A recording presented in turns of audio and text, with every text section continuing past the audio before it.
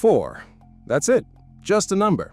Say it in your head right now. It took you half a second and you felt nothing. Except this week in Cleveland, 4 turned into a felony. 4 turned into 3 different YouTube channels, 2 radio shows, and every Browns group chat in Ohio losing their minds simultaneously. Because when Jeudy threw up 4 fingers on a TikTok live, he wasn't playing patty cake. According to about half the internet, he was picking a side in the most explosive quarterback competition in the league, then spent the next 2 days pretending cameras don't exist. Now, I'm going to show you guys what he said to ESPN Cleveland. So apparently, Jeudy says y'all cut the clip perfectly for that narrative. Y'all can never get in between this, you know what. That's Jeudy's actual response once ESPN Cleveland posted the clip. And dog, that's not a no comment. That's a man swinging back before he's even fully awake. ESPN Cleveland runs the account that basically controls the city's sports radio bloodstream. They post one video of Jeudy holding up 4 fingers during a Watson-Sanders question, and it clears 1 million views before lunch. Meanwhile, Jeudy's calling it a Frankenstein edit built for clicks, and sure, maybe, but 4 fingers is 4 fingers. That's not exactly a Rorschach test. Crowd gave it to you a little bit here and there, but you seemed to relish in it. Seemed to kind of like hearing. I loved it. You know, they only boo you when they know the sun grain you. When you motioned to the crowd as they were booing you after, I think the last touchdown you had, kind of did this. Did you plan that? Or just Oh no, it just happened in the moment. I heard the boo and I wanted to hear it louder. That's Jeudy again, except from a totally separate interview, months before any of this Watson-Sanders mess started, talking about the one time Browns fans booed him, and he said he wanted to hear it louder. Keep that energy in your back pocket, because we need it later. A guy who tells you straight up he enjoys getting booed is either built different or he genuinely does not care what the fan base thinks of him, and either read makes the next 48 hours make a whole lot more sense. They do the talking, I do the living. Different roles, ultimately flexing.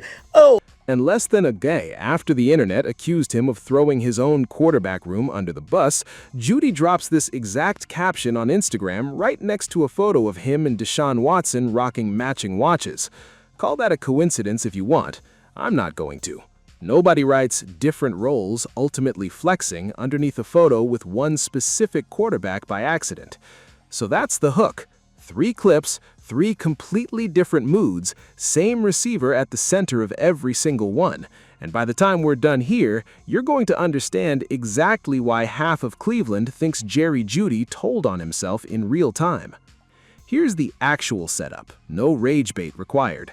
The Browns are running one of the strangest quarterback competitions the league has seen in years. On one side, Deshaun Watson, 9-year veteran, 2 separate Achilles surgeries, a contract this front office is still paying off whether he ever throws another pass or not. On the other side, Shedeur Sanders, the guy who fell out of the first round in the draft, got memed into oblivion for the slide, then turned around and earned a Pro Bowl alternate nod as a rookie. Todd Monken, first-year head coach, has not named a starter. Nobody outside the building actually knows who's taking snaps week 1, which means every scrap of information, a live stream, a caption, a hand gesture, turns into forensic evidence for a fan base that hasn't had a real answer at quarterback before half these players were born. So when somebody in Jeudy's TikTok comments asks who he wants under center and he throws up 4 fingers, Watson's number, live in front of thousands of people watching in real time, that's not nothing. That's the wide receiver version of texting your ex you up in a group chat you swore was private. And it's made worse by the fact that Jeudy's already been dragged into this exact storyline before. Remember the sideline confrontation with Sanders during that ugly loss to the 49ers, where cameras caught Jeudy clapping and getting animated at his own rookie quarterback? Different game, same pattern. This isn't the first time Jeudy's body language has said more than his press conferences. Let's talk numbers for a second, because the money side of this thing makes the whole thing messier than a simple who's better argument. Watson's still working through the back half of a fully guaranteed contract that Cleveland's front office committed to years ago, the kind of number that doesn't just disappear because a guy tears an Achilles twice. Sanders, meanwhile, fell all the way out of the first round on draft night, despite being talked about as a potential top pick most of that cycle. Landed in Cleveland on what amounts to a bargain rookie deal, then turned around and quietly outplayed the price tag as a rookie. Todd Monken publicly complimented both of them through the offseason program, praising how far Sanders has come and how Watson's athleticism still shows up in practice reps, which is coach speak for "I genuinely have not decided yet." That's the tightrope this entire quarterback room is walking, and Jeudy just put both feet on the wire with one TikTok live. I don't speak on decisions that aren't mine to make. I support my teammates, brothers. I do my job and control what I can control. Let's stop creating narratives that aren't there for likes and clicks. I bet this won't go viral because it's too positive/real for y'all. That's the official cleanup statement, the one that sounds like it got workshopped in a group text at 2 in the morning with an agent on the line. And look, taken on its own, that's a perfectly reasonable thing for a receiver to say. Nobody wants a guy publicly campaigning for one quarterback over another before camp even opens. But that statement is trying to retroactively erase 4 fingers thrown up live on camera, and words on a screen just don't hit the same as tape. You are the one that went on live and somebody asked you who you want to start, and you, in every single angle, way, and form, showed Deshaun Watson's number. That's the pushback, and it's the exact hole in Jeudy's cleanup statement. You cannot unring a bell you rang yourself on your own live stream with your own hand. This is where the real debate splits the room in half. One side says a receiver's allowed a private opinion and got outed by a bad faith edit. The other side says a 9-year vet with a Pro Bowl on his resume doesn't accidentally hold up 4 fingers on a hot mic live stream the second someone asks him a quarterback question. Pick a side. Cleveland already has, and it's not exactly split down the middle. And it's not just Jeudy fueling this.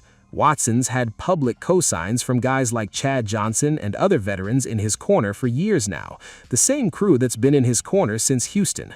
Meanwhile, nobody stepped up publicly for Sanders the same way, at least not from inside that receiver room, and that silence is doing almost as much damage to the kid's case as any 4-finger salute ever could.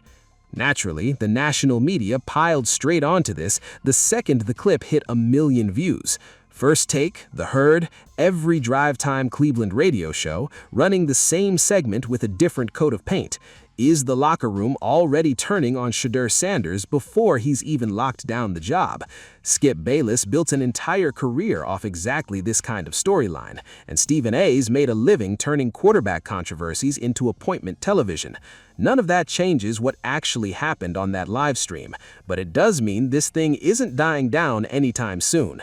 Every fresh take just throws more gasoline on a fire that started with 4 fingers and a TikTok comment section. Why would you want the second-year player that had 7 touchdowns and 10 interceptions last year to start? This is where the story stops being about a hand gesture and turns into something closer to a mob family succession fight. Watson's the aging Don, the guy the whole organization is still financially married to whether they like it or not, cap hit and all.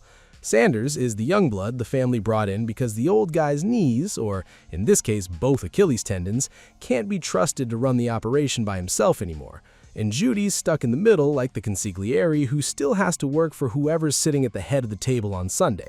So of course he's not out here publicly disrespecting the guy currently signing checks.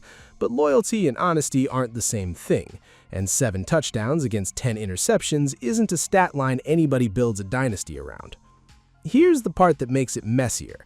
Everybody at that table is being polite to everybody else's face because they have to be. Watson needs Jeudy's routes, Jeudy needs Watson's roster spot to not become collateral damage in a quarterback shakeup, Sanders needs both of them to eventually respect him enough to stop treating this like a caretaker arrangement.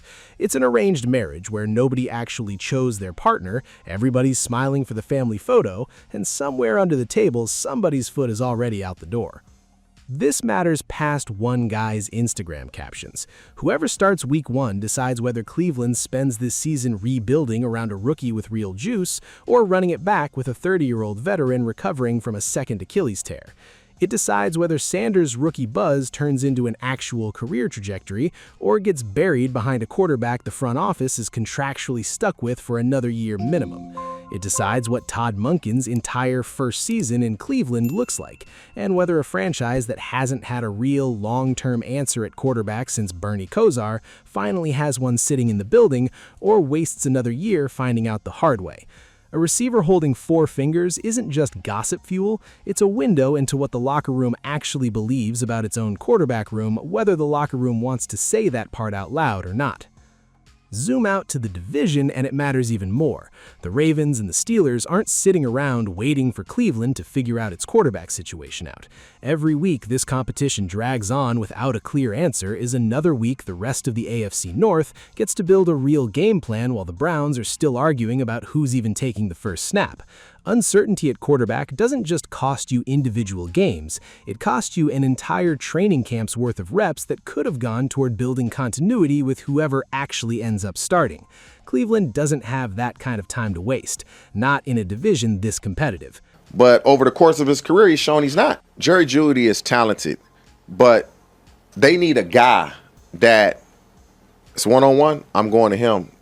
87, 89%, 90% chance. That's a completion. They need a Jamar Chase. They need a Justin Jefferson. And here's the part that should worry Cleveland more than any hand gesture ever could. Nobody in this entire saga is out here arguing Jeudy himself is a true #1 option, regardless of who's throwing him the football. This is a guy who finished near the bottom of the league in drops last season. So maybe before he's out here unofficially adjudicating a franchise quarterback competition through a TikTok live, he focuses on not letting the ball hit him in the numbers and bounce off. The ripple effect here is almost funny if you sit with it.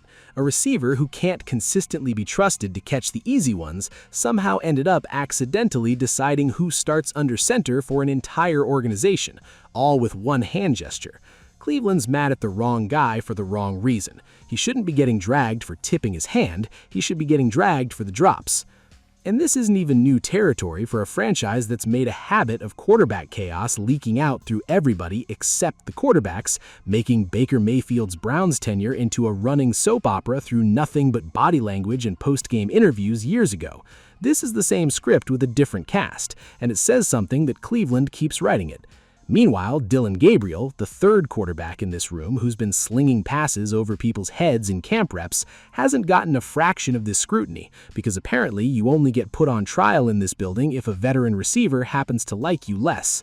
It's rippling into the gambling and fantasy world too, which is its own kind of chaos. Sportsbooks move quarterback prop odds around every time a new camp report leaks, and right now Cleveland's starting job is priced like a coin flip, because nobody, including apparently the people getting paid to catch passes from whoever wins it, actually knows who's taking Week 1 snaps. Fantasy managers drafting a Cleveland receiver this summer are basically betting on which quarterback controversy resolves first, and after this week, good luck getting a straight answer out of anybody wearing a Cleveland helmet. I would say be comfortable. I'm always comfortable everywhere I do. Everything I do, everywhere I go, I'm comfortable. That's Shedeur Sanders in a completely unrelated interview about his fit game of all things, sounding like a guy with zero idea his own teammate just spent 48 hours accidentally auditioning for the other quarterback side. While Jeudy's doing damage control through Instagram captions, Sanders is out here talking about being comfortable everywhere he goes, in every fit, every room, every situation life throws at him. Maybe that's the real twist sitting underneath all of this. The one person who should be furious about getting publicly snubbed by his own receiver is, by a wide margin, the calmest person in this entire story. Cleveland just burned a full news cycle dissecting 4 fingers on a TikTok live, and the quarterback those fingers were allegedly pointed away from didn't even blink. Which leaves exactly one question heading into camp. If Shedeur Sanders isn't losing sleep about what his own locker room wants under center, why is everybody else? Maybe because Cleveland's been burned by quarterback rooms before, and everybody in this city has learned the hard way that silence from the guy who should be angriest is never actually silence. It's just the calm sitting right before the real decision gets made.